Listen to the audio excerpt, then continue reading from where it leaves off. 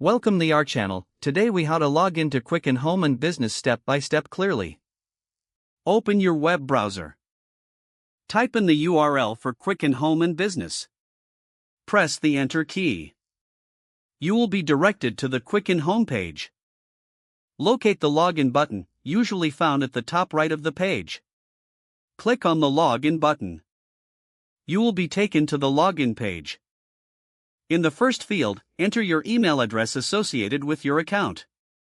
In the second field, type in your password. Make sure to check for any typos in your email or password. If you've forgotten your password, click on the Forgot Password link. Follow the prompts to reset your password if needed. Once you've entered your credentials, click the Sign In button. Wait a moment as the system processes your login request. You should now be logged into your Quicken Home and Business account. Familiarize yourself with the dashboard and available features. If you encounter any issues, check your internet connection or try refreshing the browser. If the page does not load, refresh the browser or try again in a private or incognito window. Make sure you are using the correct email address, then retype it carefully to avoid small typos. If your password is not accepted, use the reset option and create a new strong password you can remember.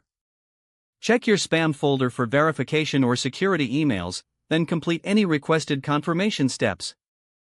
Enable two-factor authentication if available to improve account security and reduce unauthorized access risk. After signing in, review your profile details so your contact information and settings are accurate and current.